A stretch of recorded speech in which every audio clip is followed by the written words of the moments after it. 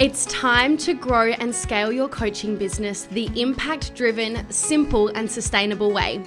Welcome to Rising Coaches with Sofia Bernardi. I'm your host, Sofia, mindset and business coach, supporting ambitious new and rising coaches to master their mindset, create an aligned and profitable strategy, and grow a six-figure business and beyond using the Rising Coach method. I built a $1 million business by the age of 26 in under 4 years, and I've coached hundreds across the globe to build incredible businesses that create freedom and fulfillment whilst having a whole lot of fun along the way. And in this podcast, I will teach you the mindset, strategy, and energetics to do the same. Let's dive in. Hello and welcome to Rising Coaches with Sofia Bernardi. I am so excited about today's podcast episode because I am interviewing my dear friend, Sam Laura Brown. Sam is a perfectionism coach, host of the top-rated podcast, The Perfectionism Project, and founder of Perfectionists Getting Shit Done, a group coaching program for perfectionists who are building businesses. Sam teaches perfectionists how to follow through with their plans and get out of their own way in their business. Now, the reason why I am so excited about today's episode, outside of course, Sam being my friend, is because actually, Sam plays a role in the very beginning stages of my business when I was just starting out. She was one of those first people that I was following that inspired me and empowered me to get out of my own way and grow in my personal development journey. I found her via YouTube originally, and I speak about this in the episode with her, where she was doing a series called 365 Days of Personal Growth, and she would film these really raw and unfiltered videos, and I loved watching them because she was just so genuine, like sharing her struggles and how she was feeling and whether she was moving towards her goals or not and all of the things, and it was just so relatable, and it actually inspired me. I'm not sure if you know this, but I have a YouTube channel as well, and I used to post videos every single week for several years when I was between the ages of, I think, 18 and 22 or something like that. And she inspired me to do a series called 52 Weeks of Personal Growth so that I could definitely commit and follow through with it. And that year ended up changing my life in terms of personal growth, and I was inspired to do that series through watching Sam's videos. So that is how I found her. And the other reason I'm excited, again, outside of her playing a role in the beginning stages of my business and her being a friend of mine, but also because what she helps people with is something I'm very passionate about. I am a go-getter. I am an organized person. I love planning. I love goal setting, and I love the way that Sam thinks. And we're very much on the same wavelength about a lot of those concepts and how we take action and show up and move through things and evaluate things. And in this episode, we unpack all of that. So we talk about her power planning method, her goal setting approach called growth goals, and I use the same concept. You know, we talk about what perfectionism is, what it actually is, and what causes it and how to overcome it and everything in between. So it's such a value-packed episode of so much juice, and it was so enjoyable to hear Sam's responses and her perspectives on things. She's super intelligent and wise and amazing, and I know that you're going to love this episode. So dive on in and come message me at Sofia Rose Bernardi with your favorite key takeaways and breakthroughs and realizations and feedback from this episode. I always love hearing from you. So yeah, let's dive on in. Enjoy. Hi, Sam. Welcome to Rising Coaches with Sofia Bernardi. Thank you so much for having me. I'm really excited about this episode. Something that I know we've met up in person a few times. I can't even remember if I've shared this with you, but something that you may or may not know is that I found you pretty early on in your business stages when you had a YouTube channel and you were doing 365 days of personal growth. I'm pretty sure that's when I found you. I'm going to go ahead and say that was 2017 or 2018. 2017. Yeah, I think that's Yeah. And I stumbled across you there, and that was right at the beginning of my personal development journey when personal development was very new in my world. And basically, for anyone listening that didn't see those videos, you basically had these raw, unfiltered and unedited videos every single day for the amount of time you did it for, where you were just sharing your updates on your goals and your day and where you were at. And it really inspired me at the time. I thought it was so cool to have like someone just be so raw and real and transparent. And it inspired me in 2018 to do 52 weeks of personal growth. So I thought it may be unrealistic for me at the time to do one every single day, but I did do one every single week for a year. And that year ended up being a huge year for me growth-wise with my goals. Equally, there it was like my hardest year in terms of challenges that came up, but through that I grew. And I just wanted to share that with you, that you actually inspired that. And that was really where my full personal development journey like went to the next level. And now I'm a coach and I help other people. And yeah, wasn't sure if I've shared that with you before. Oh, I love hearing that so much, especially since when I was creating those videos, I wasn't feeling like it was going to have that kind of impact. And I just trusted that because I'd been helped by others sharing the messy middle of everything and the ups and downs, that it would hopefully help others. But definitely at that time, I did not have the confidence to think that that could actually help. So it's so amazing to hear that it was so helpful. Yeah, it really was. I just think because it can be difficult to find people that are willing to be their full selves and be really honest. Like you were so honest in the videos if you were having a bad day, or you were like going in the complete opposite direction in terms of where you wanted to with your goals, and you were considering leaving your job at the time and things like that. So I feel like I've witnessed your whole entrepreneurial journey. I know you had a blog prior to that and all of the things, but I feel like I've witnessed a lot of your growth and it's really cool. And yeah, I just wanted to share that because it inspired me all of those years ago. So I have no doubt that today's conversation is going to inspire others listening. Amazing. So I thought I would get you to share quickly your journey with perfectionism, because that is what you help people with and the role that it's played for you, yeah, in your business journey. Yeah, sure. So when I started my business in 2013, it didn't feel like a business, definitely not a real business at that time, but I started a blog in 2013 and I didn't know I was a perfectionist at that point in time when I started. This is why I'm such a big proponent in not needing to have the perfect niche, because I could have never figured out that I would help perfectionist entrepreneurs. I didn't know that that was something that was going on for me. But when I started my business, it really started causing massive problems for me. So I was a law student and a finance student. I graduated in 2015, a couple of years later. But I could leave things to the last minute. I was burnt out and all of that, but I was getting good grades and it was fine. It was only once I started my business and there weren't deadlines for the most important things that I found myself pushing things off. I was working a lot, like any hour that I could squeeze in to work on my business. I was listening to so many podcasts and all of that. But I was just procrastinating so much and then overthinking and just spending a lot of time on the little details, branding. I was doing Pinterest graphics and spending hours and hours and hours on them.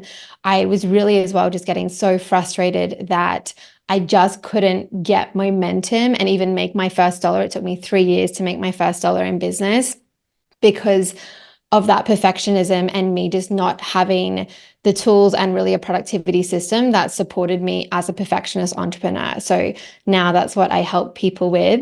But yeah, I didn't even know I was a perfectionist in the beginning. I love that. And, it's something, as I help coaches, I hear all of the time of people feeling overwhelmed and, having that perfectionist mentality and things like that. But because you said you didn't even know that you were a perfectionist in the beginning, could you share what procrastination, perfectionism, and overwhelm can look like in business and how that can affect them? Yeah. So I just want to also share, I guess, what perfectionism is, because I Yeah. think we tend to really have a lot of misconceptions around it as a society, that perfectionists are people that actually manage to do everything perfectly. They're really organized and detail oriented and, a bit of a control freak, but ultimately they are actually succeeding in doing things perfectly. And really, perfectionism is about avoiding doing things imperfectly. So yes, sometimes we manage to do things perfectly, so to speak, in our own eyes, and then we put it out into the world and hit publish.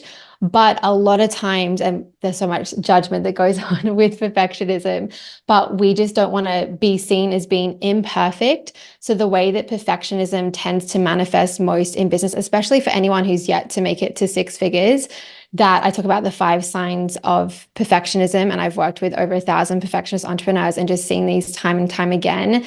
It's overthinking, procrastination, burnout, fear of judgment, and all or nothing thinking. And so we can dive into each of those and what that looks like specifically for sure. But it's really, a lot of people don't associate those things with perfectionism. And Mm. so once I started to realize I didn't have a motivation problem because I was really struggling to follow through with my plans, I'd make these amazing detailed plans, color coded, looking beautiful. And then 3 days later, I'd forget to check them, or I'd just be so overwhelmed, I wouldn't even know where to start. And so when you can really start to understand perfectionism is about avoiding doing things imperfectly, then that's when we can really start to actually have a name for what's making us get in our own way and then start doing something about it. I love that. And I love that you, through having coached so many people, you've been able to get clear on those top 5 like signs that you see. And I'm really glad that you explained what perfectionism actually looks like, because I agree. I think many people would see it as like they do things perfectly when really that's not necessarily the case. So yeah, did you want to dive a little bit deeper onto those 5 points? Yeah. Is there one in particular? I mean, I could go deep on all of I them, know, but is there I one know. particularly want to talk about? Because I think it'd be really helpful for anyone listening if we go deep into one of them, maybe, and just really help them see if that's something going on. Because most perfectionists will be able to relate to all 5 of those. And I have a Yep. quiz. We can link it up at the end, called the Perfectionism Quiz, which helps you identify which is your top sign of perfectionism. But the people I work with, they can relate to all of those. And I think going deep into one will be really helpful. So, is there anything that you think the person listening would like to hear about the most? Yeah. Could you share all 5 again, and then I'll pick from there? Yeah. So, overthinking, Hmm. procrastination, burnout, fear of judgment, and all or nothing thinking. I think overthinking is a really big one that I see a lot. Yeah. Yeah. Okay. So, what do you want to know about overthinking? I suppose what causes people to overthink and what they're avoiding really in that process, I suppose. Yeah. Okay, great. So with overthinking, and just to talk about how this can look and what that kind of shows up as, and I teach a method called power planning that helps you really see when this is going on, because if you work from a to-do list or do time blocking, it's really, really hard to actually catch a lot of the overthinking that's happening, and therefore you can't really do anything about it. But overthinking, the way that I think about it is really when you spend extra time on something beyond what is sufficient. So, because perfectionists, we really want to do things perfectly, avoid being seen as being imperfect and all the shame that we would experience if others thought that we weren't good enough. The irony being we're in that mindset that I'm not good enough. And so we don't want anyone else to be thinking it too.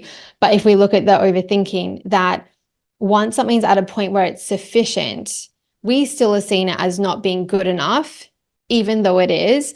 And so we keep working on it at our own expense. So we're not working on the actual most important things we need to do to move ourselves forward, or we're just spending far too long on a task. So, for example, to get specific, one that I see a lot with my clients in my program is with Instagram content and Mhm. spending, for example, 60 minutes writing a caption. And then a lot of times they don't even post that caption because it doesn't feel good enough. And so they might have a Google document that has all of these captions that are 80% written and just need to be polished before they can actually be published. Or, for example, if they're creating a reel for Instagram, they create it. Maybe they had a moment of inspiration or confidence. They create that, but then they just get stuck in the editing mode and they're just Mm. wanting to have that go out and actually, be able to express themselves and share the thing they want to share. But they just find themselves not actually able to get to the point of saying, this is complete and I'm going to move on. So there's a lot of ways that it shows up, but particularly for entrepreneurs, perfectionist entrepreneurs who are in the early stages of business, a lot comes up around anywhere where you're really visible. So social media, for example, Instagram, TikTok, anywhere like that, where you get immediate feedback from others on how good your post was. That's where perfectionism really tends to show up a lot. And so that overthinking tends to really happen. It can happen around products, services, Mhm. sales pages, emails, all of those things, but particularly social media is a massive pain point for the clients I work with when it comes to overthinking. Yeah, I see that so much. I also see it with niching, like you briefly mentioned earlier. Like people Yeah. get so caught up on this I help statement and the wording of that one sentence being Mhm. absolutely perfect, and people will struggle with it like for months, like months and months on end.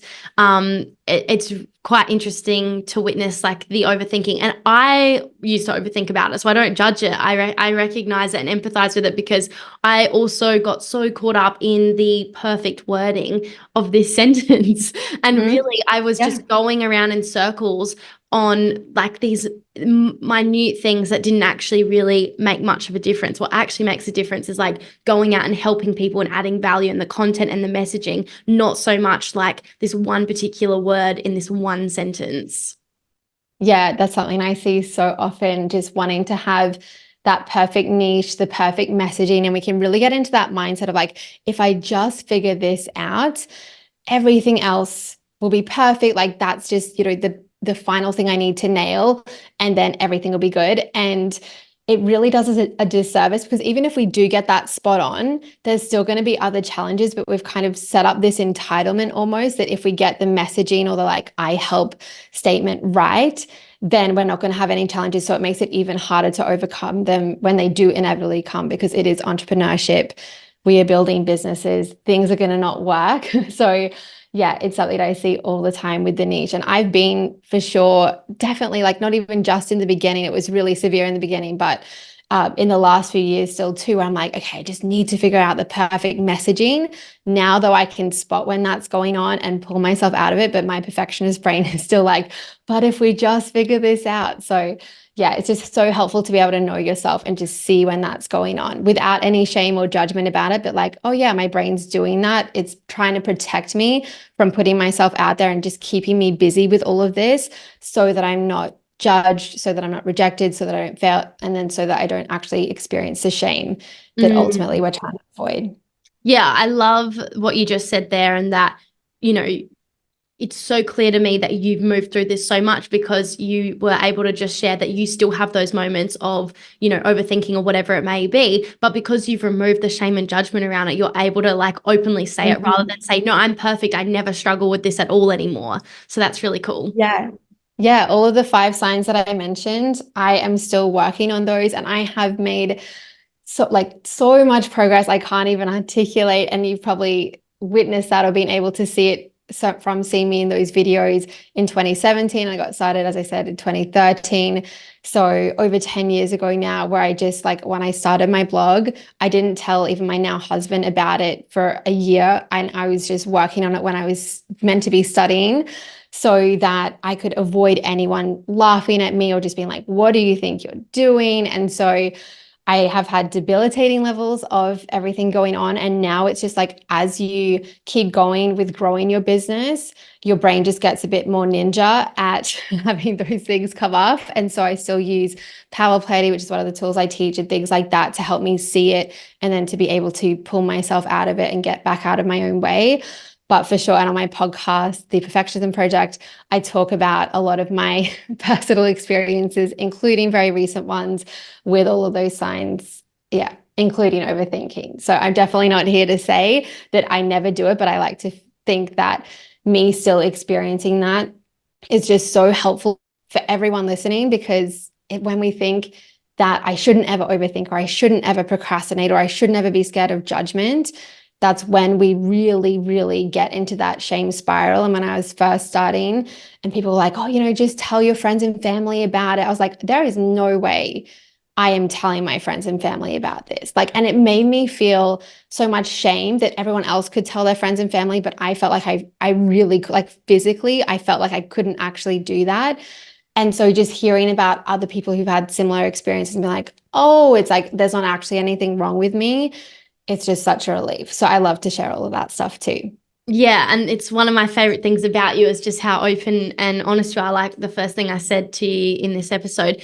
And what I really love about this is that, and that kind of leads on to that all or nothing mindset that you were speaking about. So that makes complete sense. But yeah, I just really love everything you just said there. And it makes so much sense that people get so in their own way. And what's really cool is there's a lot of evidence from your story that when these five behaviors are really playing out at its worst, that the first 3 years in your business you didn't make a single dollar because the perfectionism and the overthinking and the overwhelm and everything was so real. And then as you've moved through it, you're not perfect at it, but as you've moved through it, that's allowed you to go on and make hundreds and hundreds of thousands of dollars, help thousands of people across the world, and create a life that you truly love and desire. And you haven't done that through being perfect. You've just done that through being consistent and doing the work. And I think that's really cool, because I'm sure someone that currently has more of a perfectionism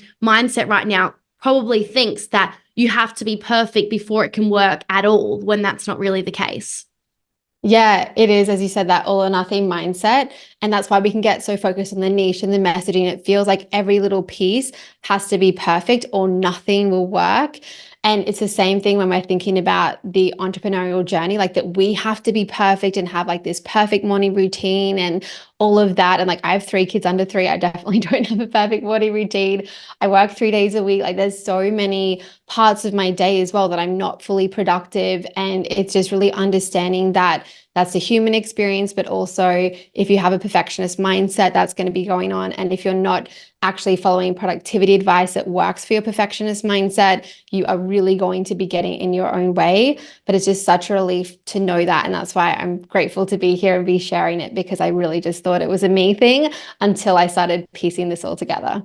Yeah, no, it's definitely not a you thing. That's a human thing. So let's talk about your power planning, because you mentioned that a few times now. So I know you speak into this specific process that you follow and that you teach, on how you get stuff done, how you overcome overwhelm, how you plan your weeks, and how you do so whilst like raising 3 young children under the age of 3. And I know that in of itself usually is a huge barrier I hear from other coaches or business owners, is that I can't because I have kids, or I can't because of this, I can't because of that. They have this narrative. And to me, you're just this amazing example of those factors not being limitations. I'm not saying it's, equally as easy maybe as when you didn't have kids, but you've not let it stop you. You've like continued to make money, continued to help people and so forth. And you've probably just adapted your process a little bit, or your days. Like now you used to have like 5 days a week and now you work 3 days a week, and yet your business still grows. So I would love for you to speak into what is power planning, how does it work, how has it supported you to yeah, move towards your goals and feel productive and all of the things. Yeah, I'd love to. And really the full context as well, just so people understand where this fits in, is that, and especially if you can relate to what we're talking about, that you will need to make decisions and really make business decisions like a real business owner. That there's a lot of perfectionism that comes up when it comes to making decisions like your niche, for example. And we try and take this like mentality we had in school, or we have as an employee, or like trying to get the right answer. We take that to business and it just doesn't work. So you need to make some decisions typically first. And I help my clients with that. And then you need to plan your week properly as a perfectionist. So that's with power planning. And you have, I call it a growth goal that you work towards. That's a revenue goal that's designed to grow you and help you get out of your own way. And then you will be showing up consistently and confidently putting yourself out there, and really knowing how to have positive pressure, and not just be forcing yourself to do things and doing things at the last minute and all of that. And power planning really helps you follow through with your plans. That's a big thing for perfectionists. Like, yeah, I love planning, I love to-do lists, but like, I'm not actually going to follow through with those plans. So I can break down the 3 steps of power planning if you want me to, and go Yes, into like please. what that really looks like. Yeah. So with power planning, there are 3 steps. As I mentioned, you do have your growth goal, and it's so important. I just want to like stop here for 1 second, that if someone is a perfectionist entrepreneur, or just an entrepreneur in general, really for this point, you need to have a goal that you are working towards. And perfectionists make a lot of mistakes with goals. We set like smart goals because they work for everyone else, and really just try and have these realistic goals. But you need to just have it be a little bit of a stretch to invite yourself to get out of your own way and to really like acknowledge the potential that you have as well. But if you don't have a goal, you don't actually know what's important and what to prioritize. So when people are really struggling to figure out, where do I actually spend my time? And like, will it even make a difference if I post on Instagram today? Like, if you're feeling like that, you need to have a goal that your plans are tied towards. So when it comes to the 3 steps, you have your power hour, little tweaks, and weekly review. This is what I do. I use iCal. A lot of my clients in my program use Google Calendar, but it's a digital calendar for a reason. As much as I love pen and paper, I always have it next to me when I'm working. But the second step is where that comes in. So when it comes to the 3 steps, your power hour is really just laying out your week in your calendar in a way that actually works for your perfectionist brain and that you're going to be able to follow through on. It has buffer time built in because you're going to underestimate tasks. You also will like to show up courageously and maybe like do a live on Instagram or things like that. You're going to need time for your nervous system to just calm down afterwards. So you just need to have pockets of time in your week instead of like the overscheduled time blocking kind of calendar that gets abandoned. So you're going to have things like buffer time. You're going to put in what I call clean rest when you're resting without guilt. You put that in before you put in your tasks because we could go into it as well, but you really need to be making sure you're having downtime where you're actually not feeling guilty. Otherwise, it's going to be so hard to be focused and productive because you're always expecting yourself to work. So nothing's ever actually urgent or ever important. So then when you're doing that power hour, by the end of that hour, you are actually able to feel like, yes, there's a lot I need to do. And as a business owner, like there's always an endless list of things, but I know exactly what I'm working on this week. I know that it matters and I can trust myself to get it done because I'm not planning for this like idealistic self that wakes up at 4 a.m. and then does this hour-long workout and doesn't have to eat lunch, and every commute takes, 15 minutes less, and there's no time between tasks and all those things. We love to plan like we're a robot, but you actually have a plan that you can follow through on. Then little tweaks is the second step. So this is just adjusting your calendar as you go. So your calendar becomes your to-do list and you make little adjustments. This is why having a digital calendar is so important. You make adjustments, you add a little check mark emoji when things get done. If it takes a little bit longer, you drag out how long that took. If you need to change it to a different day. And it actually just allows you to see as well, like, oh, I thought this would take me an hour. Maybe I did just underestimate it, but maybe I am overthinking it here. And you can really start to see, okay, I find myself changing this task and pushing it back again and again. And I've been doing that for 3 weeks now. I need to stop and do some coaching and really see what's going on there because it's that perfectionist mindset that's making me do that. And I need to solve for that. So you have your little tweaks. Sometimes they're big tweaks and often they are big adjustments that you make so that your plan's always workable. Also, life happens. As we talked about, I'm a mom as well. So if someone needs to be picked up from daycare, if I'm just like not feeling inspired and just have decided to rest, different things like that, you just adjust your calendar so it's always workable. I talk about this like if you're driving somewhere and you've got Google Maps open and there's, a car accident, you don't just stop looking at the map. It just reroutes and says, okay, we'll turn here and here and we'll still get to the same place. So you want to have your plans do that and not be in the all or nothing mindset we perfectionists are of if I don't follow it perfectly, I can't follow it at all. And then at the end of the week, you're doing your weekly review or self-study and you're comparing how your calendar looks at the end of the week with how it looked at the beginning. So after your power hour, you take a little screenshot of your calendar. Mm-hmm. And so what I like to do is I print them both out and I can really just see, okay, what stayed the same, what changed, why did it change? And I only need to even identify one of those things that changed and understand that to be able to start getting into a growth mindset instead of being in that perfectionist mindset and really just be able to then take that with me into the following week. So instead of just trying to be more motivated or more disciplined, I actually have very specific workable lessons that I can take with me. So every week, my planning and follow through skills are getting better and better and better. If you're enjoying this episode, then I'd greatly appreciate it if you're not already, if you could take a moment to hit that subscribe button. Your support fuels our mission to bring you even more valuable content every week.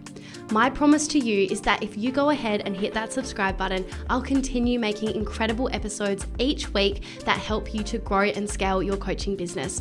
Thank you so much, and let's get back to the episode. Getting better and better and better. That's so clear and specific. I love that you've got like a real, tangible like process there. I'm really curious, do you, and we'll speak about growth goals after this because this is a big topic I'm passionate about as well. Do you plan your whole week based on the one goal or a certain set of goals so that your planning is very intentional, or is it certain areas of your life you're taking into consideration, or what's the big picture component to the power planning? So just to share my specific goal for me this year, it's 1 million in revenue. Yep. So that's the goal that I have top of mind, and it's broken down into quarterly milestones. I obviously teach this in detail in my program. I talk about it on my podcast too, if people want to listen to that. But it's broken down into quarterly milestones that increase every quarter. So instead of going, for example, if someone wants to make $100,000, you don't just divide it by 4. Yeah, you don't just go 25K per quarter, because that's like saying the equivalent of 100K per year. So it's just such a big jump for our brains. Or we go, I just want to have my first 10K month. And we don't actually have it's just so hard. So even if you get to 9K, then you have to start from scratch the next month. And so we want to have a 12-month clear revenue goal. And when it comes to your question about the rest of your life, so it will depend for people as well where they're at, but I really recommend having a clear business goal and kind of having the other areas of your life on maintenance mode. It's not to say that you can't be growing in terms of like being consistent with working out, which is something perfectionists often struggle with, or different things like that.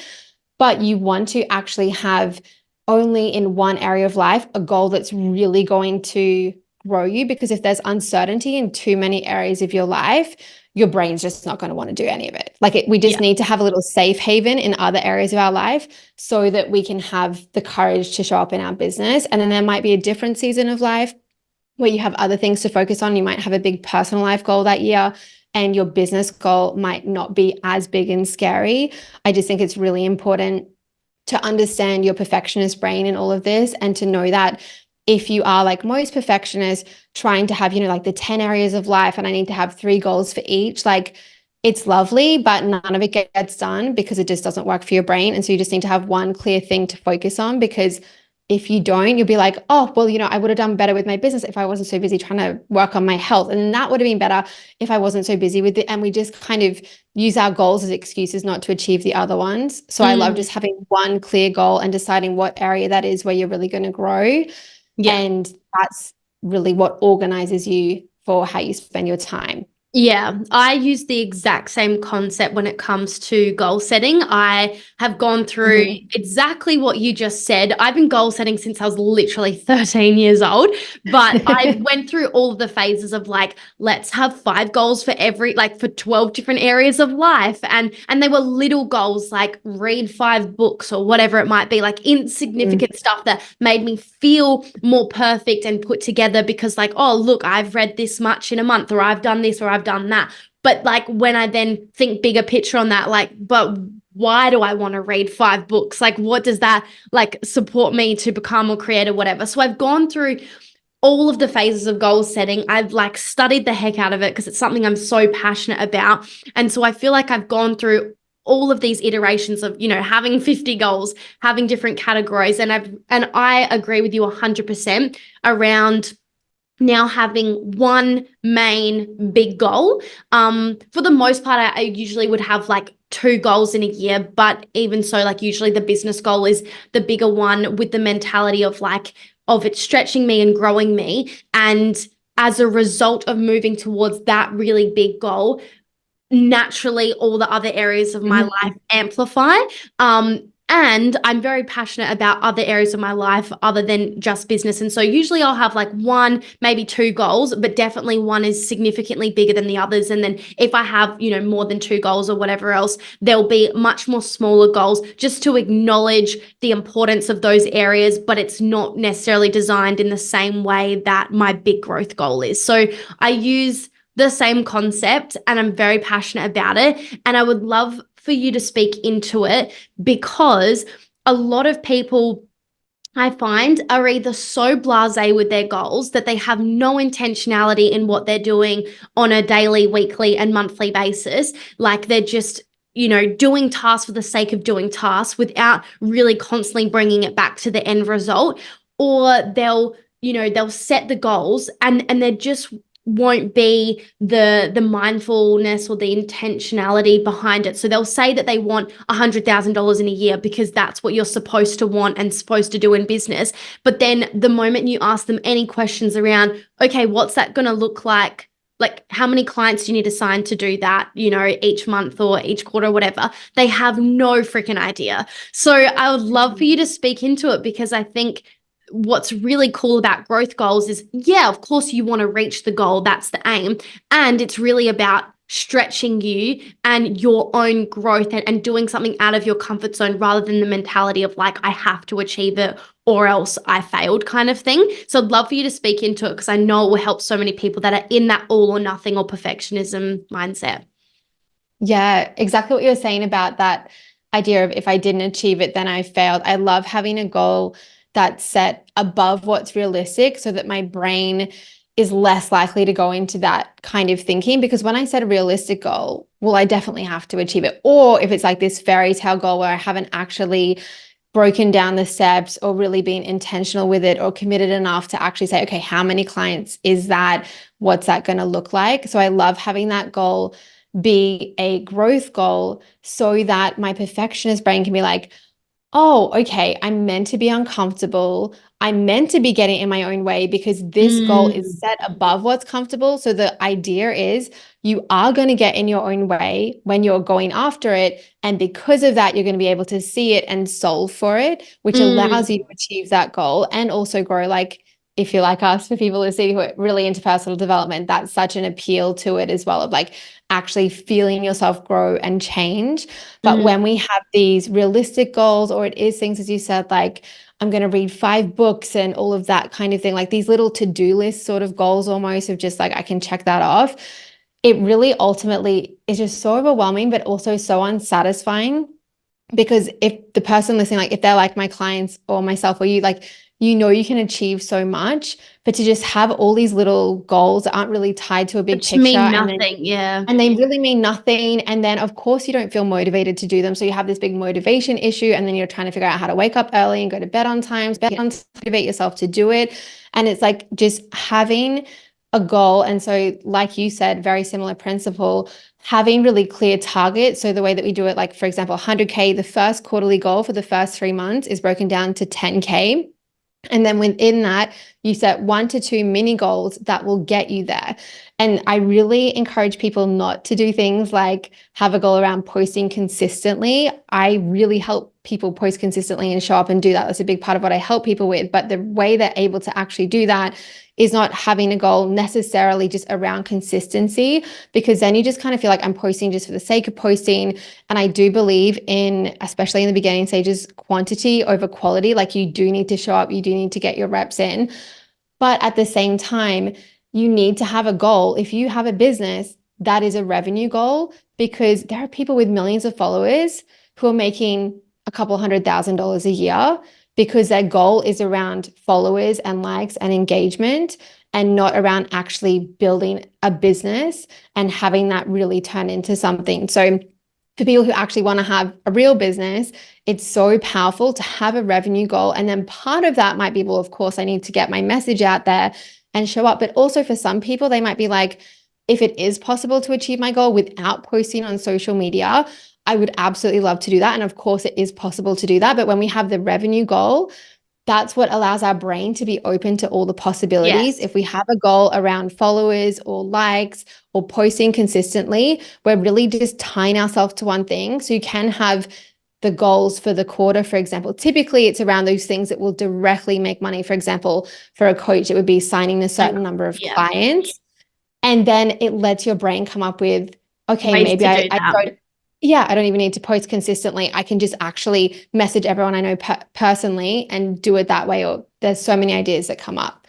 Yeah. And so I understand the reason why when you're mapping out your quarters that you don't just divide it by 4. I Mm-hmm. understand why you're doing that, because that would be like saying that you don't necessarily grow at all in a year. Like that would be assuming that nothing changes for the whole year. Whereas like the aim is like you get smarter, you get better, you become more aware of all these things. And so, you'll grow each quarter, hopefully or ideally. But then how do you work out how you divide it? If it's not doing it evenly, like how would you work out, let's just say someone wants to earn $100,000 in a year, how would you Yeah. recommend dividing it? Yeah. So I have a little formula that is pretty basic. Yeah, And this will, we love that. no matter what number you have, this will work out. Yep. So you get your goal. I'll use 100K as an example. You get your goal, you divide it by 10. That's quarter one. Mm-hmm. Quarter two is double that, so 20,000. Quarter three is triple that, so 30,000. Quarter four is quadruple that, so 40,000. So if, for example, someone's like, I want to make $62,000 this year, they just take that first quarter is 6,200, double that, triple that, quadruple that. And that Mm-hmm. way it's kind of like you're building a staircase that gets you to your goal. Yep. And as you said, it doesn't expect that, like the way you would with a realistic goal. Well, I should just be able to start being in that goal and like I'm already that person. We're acknowledging with that. You're not the person yet who knows how. Like you don't know yet what's going to work in quarter four to have you make quadruple what your quarter one goal is. You don't need to know that yet. You just need to have that bigger picture goal. Then you break it down and you just focus on achieving that quarter one milestone, trusting your future self will figure out the how because you are learning and growing along the way. And then having those little outcomes to give you something really tangible to focus on. So then when you are wanting to write out that endless to-do list, you can actually bring yourself back to, okay, this is my goal. Okay, and I need to sign 5 clients. My goal isn't posting consistently, though I might do that. My goal isn't that, like, if this is my goal, what do I definitely need to make sure I prioritize? And how can I set up my calendar to support me actually doing that? Mm-hmm. And not just pushing it off or like, oh, I'll organize all these things first and then I'll be ready to do this other thing. Like there's so many ways it shows up. So yeah, the goal really makes such a difference when it comes to weekly productivity. And do you, let's say you over exceed or under succeed in the first quarter, do you then recalculate the rest of the year? Or do you So keep? I reckon, yeah, we talk about this a lot in my program as well, because when you have a goal that is designed to grow you, so some people will exceed their quarter one milestones and do it by quite a bit. Mm-hmm. And then others won't achieve their quarter one milestone. Yep. And so then in that case, it's a question of what do I do? And as you said, like, do you just keep it the same? And my recommendation is to keep it the same because we end up in this like goal negotiation of like we want to still be able to break it down and have tangible things, but we don't want to keep every time being like, okay, I'll just adjust it back. So it depends on the situation. And this is where coaching really comes in as well, because it depends on the mindset that person is in Mm-hmm. as to whether to adjust it or not. Mm-hmm. But typically I recommend keeping it the same. And there's just some exceptions to that. Amazing. And then when you're doing your power planning each week, are you focused on the quarterly goal, or have you broken it down to like, this is what I'm focused on this month to move me towards the quarter goal? Yeah, so I'm focused really on the quarterly goal and the annual goal at the same time. So I'm just Mm-hmm. always having my eye on the annual goal. And also at this stage of business that I'm in now, the way I approach power planning is more like advanced power planning. So when someone's just getting started and I talk about making the 3-month commitment to power planning, because our perfectionist brain, like we want to start it and be perfect at it from the beginning. And if it's a learning curve, we're like, oh, it's not for me. So there is that learning period. But at this point, when I am working towards my goal, I have at the beginning of each weekly review, I'm looking at, okay, what's my annual goal? What's my quarterly goal? What's the progress I'm making in terms of actual figures towards that goal? And then from there, I do the rest of my weekly review. So I have my eye on both in the same when I'm doing my power hour at the beginning of the week. But for someone who is newer to business or hasn't had a 10K month yet or made $100,000, I really recommend just focusing on that first quarterly milestone, Yep. especially because having a year goal can really just feel overwhelming if someone is not confident in their ability to make money and doesn't yet have that relationship with their future self. And really understanding their future self can do things they don't yet know how to do, and they don't have to know all the how. So just having that quarterly milestone really helps it to just feel so much more achievable and not get overwhelming. Yeah, exactly. Amazing. Cool. So before we wrap up, I would love to ask you, we've spoken about so many of the core topics that you cover and dive so deep on. What are three pieces of advice you would give to a female coach who's telling themselves stories like they don't have time, they aren't ready, they're overwhelmed, or they're not good enough, like just in that perfectionism mindset? Like, what's three core pieces of advice you'd give to someone starting out on this journey of, turning that around? Yeah. So I would say the first thing I would say, and I mentioned this already, but is just like, it's not a you thing. Like, really, just it helps to release so much of the shame that we have around, like, I know better than to be struggling with this, especially if someone is reading a lot of books, listening to podcasts like yours. Like, they're like, I know what to do and I'm just not doing it. And why can't I do it? And kind of just getting stuck in that question. Hopefully, this episode has helped them understand what's going on. But to just know that there's nothing wrong with you and to just really sit with that, because it's such a relief once we can start to understand, like, okay, I'm not the only one. Other people struggle with this too. And I'm such an example of like being in the extreme struggle with this and being able to get myself out of it. So just knowing there's that possibility. The Mhm. next thing that I would say is really just to, like we talked very briefly about, but making business decisions like a real business owner and just understanding that you're never going to have perfect information.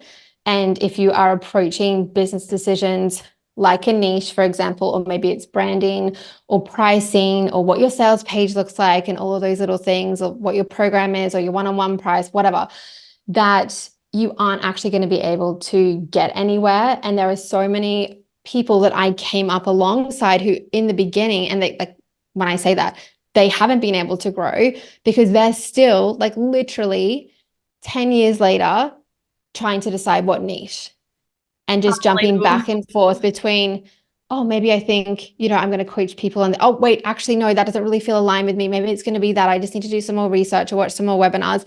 And you can end up going to the grave and your ideas never get executed on. And I don't say that to be dramatic. I say that because it's true and it's what happens for most people. It's why I'm so passionate about this topic, because it's not like, okay, but eventually you'll get yourself to do it.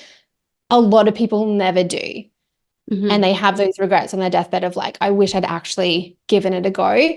That means having the courage to make decisions when you don't know for sure how it'll work out, and all this fear of wasted effort that comes in with perfectionists of like, I want to make sure it's the right thing. You can't. And you just need to decide and know that it's going to be, as you execute, you will get that information. Like, I didn't know I was a perfectionist, so I could have never decided on that without actually doing something. Like, you can't drive a parked car. You actually need to start Put it driving and here. like Yeah. going so you can steer it somewhere. So there's that. And also, and obviously we talked about it in this episode, but actually looking at the productivity tools that you're using and just understanding that like to-do lists don't work for perfectionists. When you are doing time blocking, that doesn't work for perfectionists. And I love a to-do list and all of that. Like, I love a digital calendar, but it's just understanding the psychology of your brain when you are in that perfectionist mindset, that you are going to just have this endless to-do list that overwhelms you and never gets done. And then you just end up feeling like you're inadequate because I should be able to do it, when it's like, why don't I actually get a better tool to help me? So just having a look at what you are doing in terms of your productivity tools, because most of the popular ones don't actually work for perfectionists. So it's really important to just understand. And like, when I, through trialing and erroring so many different productivity systems and like piecing it all together to figure out what worked, and then now testing it and having so many hundreds of people actually use it successfully, that you just need to have a tool that gets your perfectionist mindset working for you instead of against you. And so much of that overthinking, and procrastination just dissolves just from that alone. And then, of course, there's the stuff you need to work on. But just knowing not a you problem, make those decisions, know it's going to be scary, do it when your legs are trembling, and then just look at the productivity tools you're using so you can actually get ones that work for you. I love that. Wow, we have covered so much in this time. We've spoken about growth goals. We've spoken about, your pieces of advice and like really defining perfectionism and overthinking and procrastination and power planning and everything in between. And I think what you've really done today is normalize, like even like with your power planning, and you schedule things to like not go to plan rather than having this mentality of like it has to all go perfectly to plan. Like you've actually just assumed that it's not going to, because that's way more realistic. And I love that. And I love with your goals, it's like it's about who you become on the journey rather than like this achiever like mentality of like you have to reach it or else kind of thing. And just like really painting a realistic picture of what entrepreneurship and our brains are really like. So thank you so much for spending your time and energy and expertise today. Where can people find you if they want to learn more from you or work with you? Yeah, so my podcast is probably the best place to find me. And if people like this episode, they will love the podcast. So it's called the Perfectionism Project. I also have a quiz called the Perfectionism Quiz that will help you identify your top sign of perfectionism, which really as well takes out a lot of the overwhelm of like, oh my God, there are 5 things I need to work on. You can just work on one and the others will automatically improve as well. So we'll link that up in the show notes. I believe it's samlarabrown.com/risingcoaches for this podcast. And then also on Instagram, I'm at Perfectionism Project, and my program is called Perfectionists Getting Shit Done. So it's for perfectionist entrepreneurs who are getting in their own way and want to get out of it. And I teach the growth goal, I teach power planning, there's coaching and support in there as well. And I'm so passionate and in love with that program because it actually helps perfectionist entrepreneurs do the things they want to do and make the impact they want to make, especially with coaches. I'm so passionate about it too, just helping more people out there. So yeah, we do a quarterly enrollment for that program and people can find out more. We'll link it up in the show notes, but samlarabrown.com/PGSD, which stands for Perfectionist Getting Shit Done, is where to go. Amazing. Thank you so, so much. My pleasure. If you enjoyed this episode, I would love it if you could take a moment to spread the word so I can continue to create episodes such as this each week. By leaving a review on the podcast, I'd love to gift you my Rising Coach Method Assessment Training Plus Workbook, where you will be able to audit your entire business using the Rising Coach Method. Here, you will find out exactly what you need to improve to be able to grow and scale your business further. Once you've left a review, DM me on Instagram at Sofia Rose Bernardi, and I will send you this training and workbook that is exclusively for my podcast listeners. Thank you so much, and I'll see you in the next episode.